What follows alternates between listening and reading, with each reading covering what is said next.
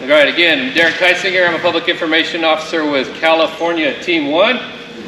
Updated information and operational video updates on the Barnes Fire can be found in the following locations: the Modoc National Forest and Modoc County Sheriff's Office Facebook pages, as well as InstaWeb and StoryMap, and Modoc National Forest Twitter. You can also call us at any time at 530-629-6101 from 8 a.m. till 8 p.m. or email us anytime at 2022.barnes@firenet.gov.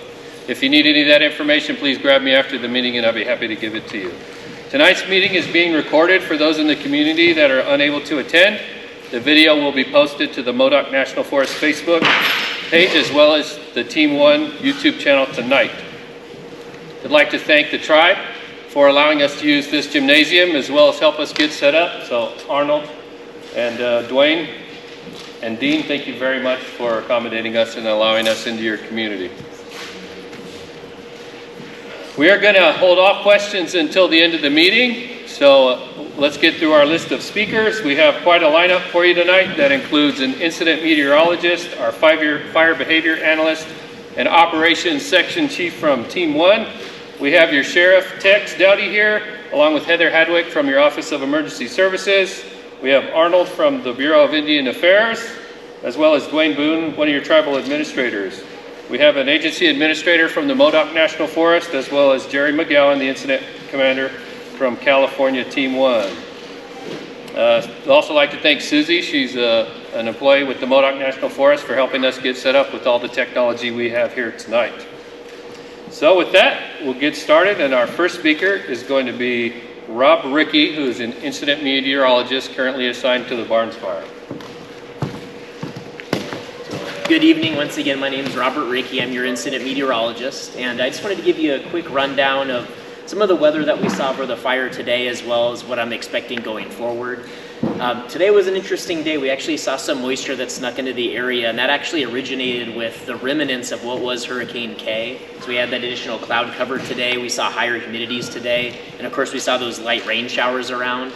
Now we didn't get a whole lot of precipitation over the fire. It was less than 1/10 of an inch, but we did get some rainfall over the fire today. For tomorrow, we are going to dry out again, and we're going to lose that cloud cover. We're also going to see more wind tomorrow as well. Winds are generally going to be from the west or the southwest. We could see some gusts above 25 miles per hour tomorrow. So it's going to be a bit windier tomorrow than what we saw today. Then from Wednesday through the end of the work week, we're really going to be kind of locked into a more normal pattern. We're going to see temperatures in the 70s. We're going to see dry conditions during the afternoon, and we're going to see winds largely from the west or the southwest, just getting breezy, but not as strong as what I'm expecting tomorrow. And then for the weekend, there is some uncertainty here, but it looks like we could actually be impacted by another weather system, could bring some more light rain showers to the area. And if that happens, in addition, we'll see some higher humidities, and we'll see much cooler temperatures, and we'll see some more cloudy skies. That's what I've got for weather. Thank you. All right, thank you, Rob. Up next, we'll have fire behavior analyst for California Team 1, Patrick Doyle. All right, good afternoon, everyone. So quite a dramatic turn we've seen in the last, 5, 6, 7 days since this fire started. We had a strong wind that pushed it up over the top there and put the spots that we see out there. Since that's occurred, and even when we had the east winds, we've consistently not seen the spotting that we saw in that first period. So one thing I just want to bring in is in the last couple of days, we've had RHs slowly recovering, but when this first started, the fire danger indices were at their most, very high extreme conditions. We're at 97 percentile conditions, which is when you're expecting your most extreme fire behavior, and also it's your fire behavior growth is going to have the greatest potential to move. One of the things is with this weather that we've had come in, the RHs have come up, so those fine dead fuel moistures, which is what's carrying the fire and allowing for your spots to be able to get established. It's the fine fuels, your needle casts, your grasses. Those fuel moistures have come up. Last night we had our RHs spike up to about 81, but the mean is about 45. It's going to come back down, and with the cloud cover and not so much solar radiation on it, it's also really diminished quite a bit. One of the things that's really reduced fire activity on the landscape also overall has been that the suppression lines around the edges, except for this last piece that's still being picked up, a lot of this, when it pushed out, everything is so dry in the area that a lot of the existing fuels have consumed except your heavier pockets. So up here in the top in the timber stands, you still have residual heat that's showing in IR, and then also down here on the east side. A lot of these pieces along in Division Zulu on the south side along 9, a lot of that heat is really dissipated off the landscape. With these cooler temperatures and the cloud cover and higher RHs, we're going to see a lot less smokes out there as that time moves forward. With the winds, though, my concern is that we're going in the next couple days, that any residual heat that's out here is going to have potential to pick up and potentially put some potential to spread or move in that area. One of the things is that it just needs a receptive fuel bed to get into. One thing we saw with this moisture that came in, it was more of a dusting. A lot of the moisture came down on the west side or on the east side, not really so much when we drove through the fire. So I'm expecting that tomorrow what we're going to see is a little bit similar conditions today, but as we move into the afternoon, increased activity as those RHs drop down more, and then also those fine fuel moistures are actually going to drop back down again to where those fine fuels are going to be receptive to pick up the fire and take with it. And that's pretty much I got at this point. Yeah, I'll be around for questions afterwards. Thank you.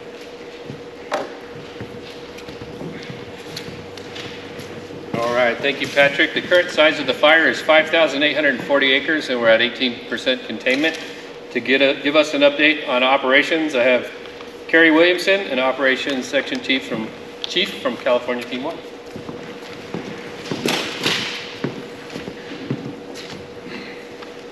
Good morning, or good afternoon. I was going to say it's morning. It's not morning anymore.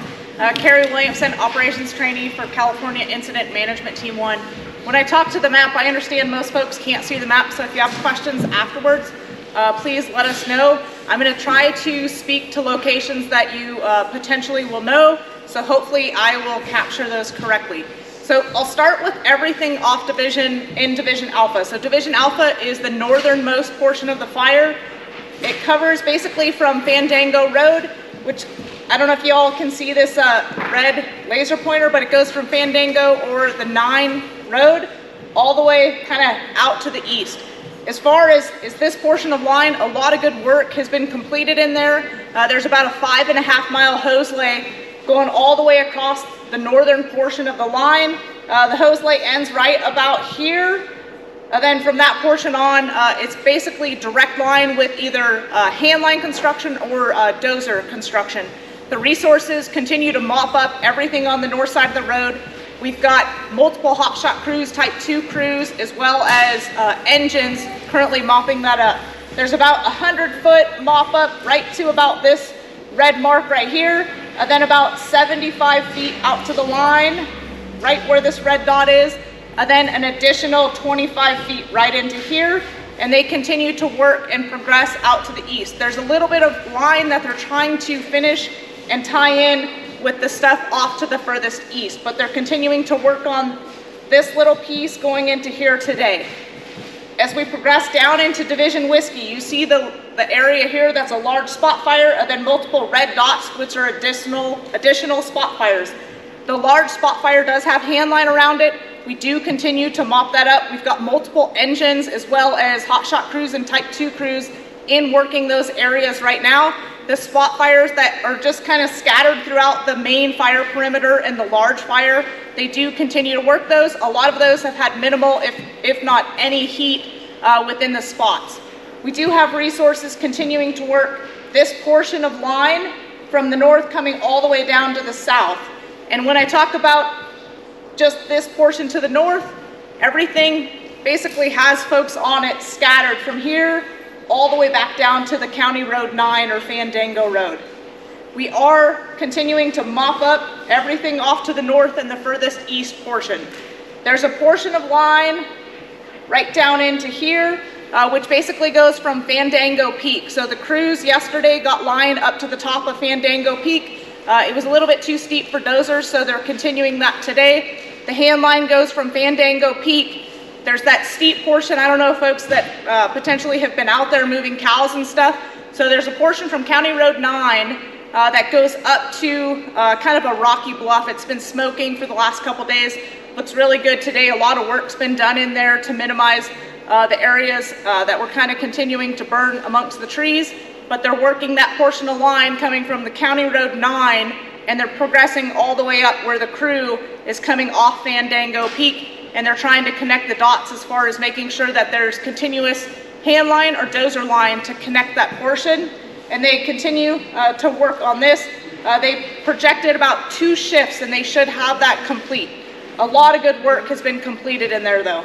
We have 1 crew working on this spot fire right here. There is hand line around that. They continue to mop it up and are progressing very well. There's been no additional growth within this spot fire as well as out here.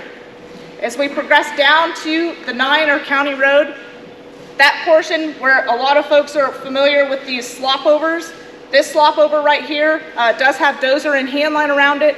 We've got resources continuing to work on that slop, as well as the middle slop, and then the furthest to the north. There are some areas that are going to continue to smoke. You will see some isolated areas that are smoking just because you've got those juniper trees as well as other timber. There's a lot of material sitting at the base of those trees. They carry and hold a lot of heat in them. So we've got resources in there trying to mop up. It does have, a decent amount of ground to cover, so it takes a little bit of time. So you will potentially continue to see, some smoke coming from Willow Creek and some of those slops across the County Road 9. But I do want to make sure we do have resources in there working those areas, as well as some of the structures that fire went around the structures. We're continuing to mop that portion up. And then there's a portion, the 72 road, that goes up to, I think it's Buck Creek, Davis Creek. Can't remember, Buck Creek, sorry. So it goes up into Buck Creek off the 72 road. We will be doing some hazard tree mitigation in there, as well as County Road 9. We've been using quite a bit of aircraft the last couple days. Today, not so much. With all the rain and precip, we've had a lot of favorable conditions and haven't had a need fully today for any rotor or helicopters and air tankers. End of report.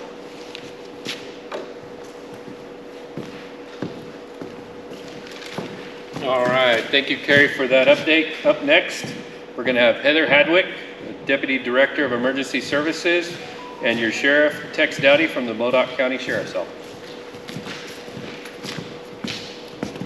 Good evening, everyone. Tex Dowdy, Modoc County Sheriff. Give you a quick update. First of all, I want to thank all of our partners. The community over here in Fort Bidwell has been amazing to work with. The tribe, thank you for all your help and the resources and the work that you guys are putting in, and the community as a whole. So the firefighters are doing an amazing job out there. This thing looked a lot different several days ago, and due to the work that they put in and the partnership and the relationship and the communications is a big piece of this. We feel like at least it looks like we're in a much better position today, and we're very excited about that. Our law enforcement partners, Forest Service, California Highway Patrol has been heavily involved in helping us out, and as all of our departments are short on resources, it's not an excuse. We just work together and make things happen. So I want to thank everybody for all the work that they're doing. Beyond that, right now, County Road 9 is going to remain closed. County Road 133C at 47 is going to remain closed as well. And I'm going to let Heather here, or have Heather here shortly explain where you can find that information. And as soon as we can open those closures, we'll do so. And she'll be able to provide you on the information on where. One thing I do want to say is our permittees have been in and out of there a lot. And we appreciate that they're able to get in there, and I know they appreciate that they're able to get in there and move their cattle around. The one thing that I would ask is if you have livestock in there and you have a need to be in those areas that are closed, please slow down. You got fire crews working close to the road. They're focused on hazards, that they're facing on a daily basis, you know, just slow down. They're working hard, they're tired, hot, sweaty, they've had long days, you know, probably dry. Just slow down, don't dust them out, you know, respect what they're doing out there, because they're doing us a big service, and so that's the only thing I have. I'll pass it along here to Heather Hadwick, our Deputy OES Director. Hi, everybody. So our evacuation status is going to remain the same for this at this moment. We changed to 3 levels this year, so we have 1, 2, and 3. So advisory is the first level. That's just there's a fire in your area, be aware, start paying attention to the news, maybe make a plan with your family. Level 2 is warning. That's what this community is on in your zone. That is to have your bags packed and be ready to go if necessary. So that's definitely have your plan in place. Have a plan in place for your animals. Have your medications and your important papers picked up and ready to go. Level 3 is mandatory. We do have a few folks on County Road 133 and Road 9 that are mandatory that we're hoping to get home soon. But they we asked them to leave. They did evacuate. Everybody was safely out of there. So that's our most important piece. We want to get you into safety. You do not have to leave. I think everybody knows that. Once you do leave, though, we keep those roads secure, and you are not allowed back on the property until we lift that mandatory evacuation. So the zones we've talked a lot about. Zone Haven is where you get that information. You can Google Zone Haven Aware, and you can type in your address and it'll pop up. If you don't have an address, you can look at the map. We tried to keep those zones like around the communities, so we weren't, I think one of the counties has like 200 zones. So we tried to keep ours within the communities. We got input from all of the fire districts, so we really took a lot of time to get those in place. We've been working on it for like 2 years, and we launched with Zone Haven 2 weeks ago, so just in time for this incident. Code Red is how we get in touch with you during an emergency. I know cell service is very spotty here, so it's not our last resort. We don't depend on it. We come door to door and give you warnings and get you out of there. We make sure you're out of there if it's mandatory. We're checking daily. We try to give people updates on their homes if we can and we have time and it allows. So Code Red, there's flyers in the back there how to sign up. It's very easy. It's an app. Or you can just go on the website. There's an emergency and alert notification next to the sheriff's picture on our website. Click it, you put your email and your address in, and you can pick how you want to be notified, text, email, or a call. I would recommend that you pick all 3 because you never know, right? Zone Haven has some alerts with it when you sign up for it, so they may send you an alert as well. If you have a landline, raise your hand if you have a landline. So few. Not very many people anymore have a landline, right? That's why we need that Code Red, because that ties your address to your cell phone. The private, it's very private. I can't even see it. I can't even see to know how many are in Fort Bidwell until I send that out. So I don't even get to know like where I should be pushing the message to recruit people to sign up. So your information is not going to get sold to telemarketers, I promise. And it's very, very safe. If you have a landline, you're automatically signed up for Reverse 911, and you will get a message when Code Red's sent out. We automatically send it out with Reverse 911. So if you have any questions about that, we're happy to talk with you after or answer questions in the group setting.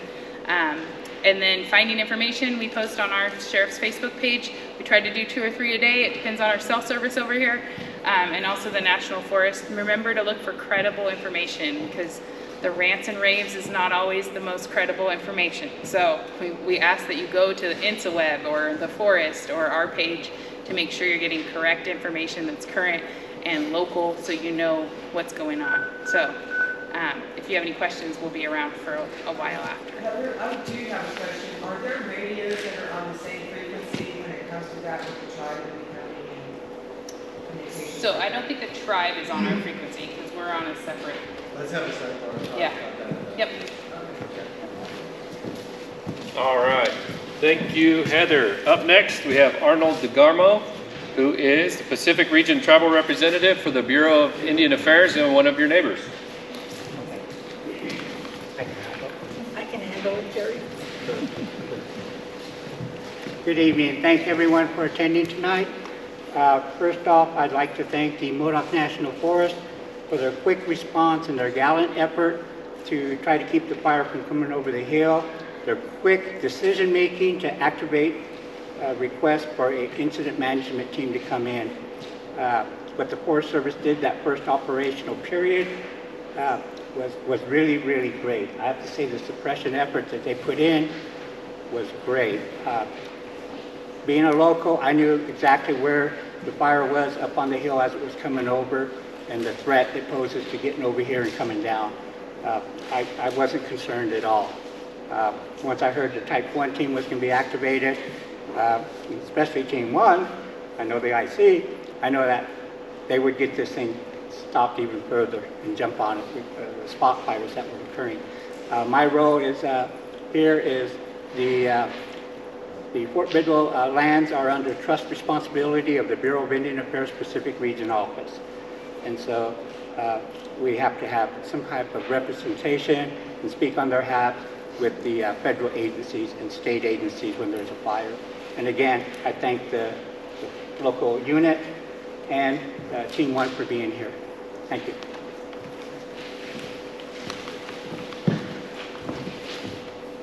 All right, thank you, Arnold. You've been great to work with. Up next, we have Dwayne Boone, Tribal Administrator. Welcome, everybody, and I also want to thank all of the agencies that have helped, and also to thank Arnold DeGarmo for helping us to form a local operations center. And the main purpose of that is in the event of evacuation. That's what we've been preparing our community for, is safe evacuation and to account for every member of the community. And so I want to thank all those that have participated, volunteered their time. We've had paid staff also serve on the local operations center. And I think that we've learned a lot in the process. And so after this is all done, I think we're going to work on an emergency operations plan. That's our goal. And so also a couple things. So in the event of an evacuation, I was listening to see if somebody would mention this, and I don't think they did, is that after everyone has gone and they do the door-to-door that they said they would do, that they will cut the power. So anybody that plans to stay, you need to know that. There's not going to be any power. Right? Correct me if I'm wrong. It depends on the fire, whether they're going to cut the power or not. But Yeah, so you need to know that. The other thing is, the evacuation point is the fairgrounds in Cedarville. And so if an evacuation happens, a mandatory evacuation, that's where we're planning to have everybody go, unless you have other plans. And then we're trying to gather that information too, again, to account for every member of the community, whether they're planning to go there or maybe they've got family somewhere else that they're going to go to. But again, I want to thank everybody. When I went to some of the agency meetings, I was felt out of place and jealous. I keep thinking I'm going to get one of those shirts or uniforms, but I haven't got it yet. Thank you.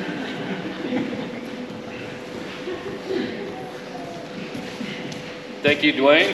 Up next, we have Chris Bilecki, who is an agency administrator for the Modoc National Forest.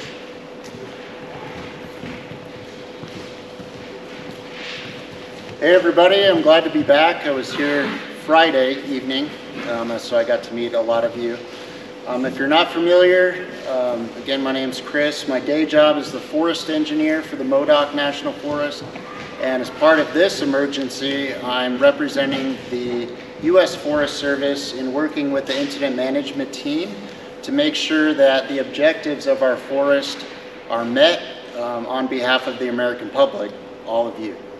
And so it's an interesting position, and I can say a lot of the points I wanted to touch on, I've already heard.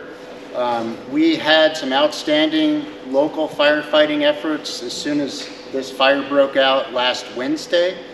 And quickly we made some assessments and realized that we were being overwhelmed because the forest had put all of our resources and all of the nearby adjacent resources that were available, and it was just growing out of control. And we realized we had dangerous weather on the way with additional lightning and a chance for additional fires across the rest of the forest. And so Wednesday night, we made that order for an incident management team, and we requested a Type 1 team, which is the most advanced, most sophisticated team that can manage the most complex incidents.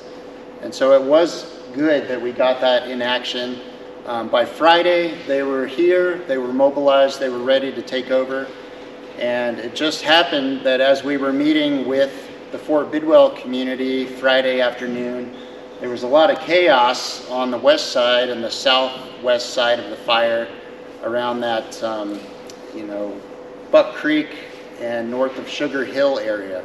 And so the fire did jump containment lines in a couple places. It crossed over County Road 9, and it was a very stressful, eventful afternoon and evening on that side.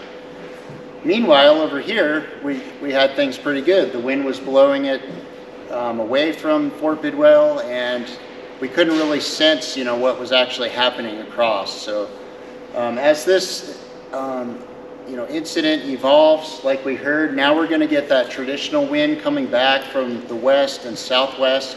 And so what that means is it's going to be pushing the fire back this direction. And so we are feeling pretty good, as you heard from our operations experts, but it's definitely going to be a test the next day or two, and we're all hoping and confident that that's going to hold. And one of our objectives that we had presented to the team was that we wanted to try to keep the fire west and off of the Fort Bidwell reservation. And so based on some outstanding firefighting and a little bit of luck, it's almost uncanny how close it is to the line there. And so we're all thinking confidently that it's not going to move any further east. But again, we'll be watching closely the next couple days. So I just wanted to mention, as far as priorities go, we've laid a lot on this management team as far as what we're requesting. We wanted to protect all lives, including those of our community members and our firefighters. We wanted to protect as much property as possible, not only houses and cattle, but timber and those kind of things. But then we had a couple other ones that you might not always think about. We wanted to protect relationships. So when this team comes in, most of them aren't from this area. They're going to come in, do a great job, but then in a couple weeks usually they're going to move on, and the rest of us are going to be left to deal with it with each other. And so the team's done a great job with that so far, and a big part of it is helping us connect with communities and get that information out to you. So we're glad to be here tonight. The last thing, which really is not to be forgotten, is the natural and cultural resources. And so every direction, including within the fire footprint, we have a lot of that to consider. And so that's been a challenge. And I wanted to point out, Casey Spooner is here. Casey is one of our lead resource advisors, and that's her primary job on this fire, is to work with a team of resource advisors to do their best to work with the suppression team and protect those natural and cultural resources the best that we can. So it's been a very eventful 5 days. The forest is really pleased with the success so far. Again, it's not over. We've got a couple days of gusty winds coming up, but we're all confident, and the forest objectives are being well met to this point. So thanks for being here on behalf of the forest, and thank you.